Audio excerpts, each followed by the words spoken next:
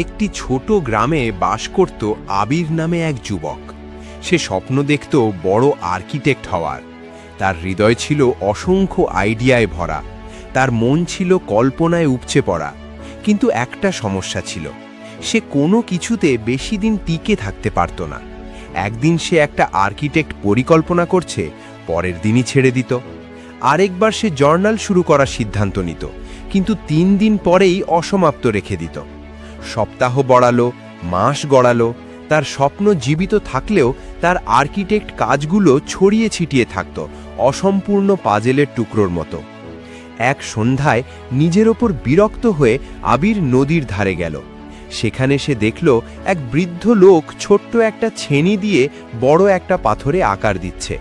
আবির অবাক হয়ে গেল, এত দুর্বল একটা সরঞ্জাম দিয়ে এত শক্ত পাথর কিভাবে গড়ে তোলা যায়। কৌতূহলী হয়ে সে জিজ্ঞাসা করল, বাবা, আপনি এই পাথরটার ওপর কতদিন ধরে কাজ করছেন? বৃদ্ধ মানুষটি হেসে বললেন, প্রতিদিন 1 ঘন্টা করে গত 2 বছর ধরে। আবির চমকে উঠল, মাত্র ছোট্ট ছেনি দিয়ে 2 বছর? আপনি ক্লান্ত হননি, আশা ছেড়ে দেননি? বৃদ্ধ তাকে স্নেহের চোখে তাকিয়ে বললেন, বাবু, এই ছেনিটা একা কখনোই পাথর ভাঙতে পারত না, কিন্তু আমার নিয়মিত চেষ্টা, প্রতিদিনের পরিশ্রম এটাই অসম্ভবকে সম্ভব করে। পাথর এক ঘায়ে বদলায় না, কিন্তু প্রতিটি ঘা গোনা যায়। একবারের জোরে নয়, বারবারের আঘাতেই পাথরের আকার হয়। এই কথাগুলো আবিরের হৃদয়ে ছেনির চেয়েও গভীরভাবে আঘাত করল। সেই রাতে বাড়ি ফিরে সে নিজের ওপর পরীক্ষা করার সিদ্ধান্ত নিল। পুরো আর্কিটেক্ট বড় প্রজেক্ট প্রতিশ্রুতির বদলে সে ছোট্ট একটা অঙ্গীকার করল, প্রতিদিন ঠিক একটা করে নকশা করবে, কোনো দিন ছাড়বে না। প্রথম সপ্তাহটা খুব উত্তেজনাপূর্ণ ছিল। তার মনে নতুন নতুন আইডিয়া ভরপুর, কলম কাগজের ওপর নাচছিল। কিন্তু শীঘ্রই অলসতা আর সন্দেহ এসে হানা দিল। কোনো রাতে সে ক্লান্ত বোধ করত, কোনো সকালে অনুপ্রেরণা হারিয়ে ফেলত।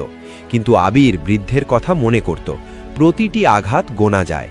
তাই সবচেয়ে কঠিন দিনগুলোতেও সে অন্তত কয়েকটা নকশা করত। দিনগুলো সপ্তাহে, সপ্তাহগুলো মাসে রূপান্তরিত হলো। ধীরে ধীরে নকশাগুলো জমতে লাগলো। 100 পাতা, 200 পাতা, 300 পাতা। একদিন তার ডেস্কে একটা মোটা স্তূপ কাগজ পড়ে রইল। আবির তার প্রথম নকশাটি সম্পূর্ণ করেছিল। কিন্তু গল্প এখানেই শেষ হয়নি। আবির তার প্রথম নকশাটি একটা বড় কোম্পানিদের পাঠালো। প্রথমে অনেকেই প্রত্যাখ্যান করল, পুরনো সন্দেহগুলো ফিরে এলো, হয়তো তুমি যথেষ্ট ভালো নাও।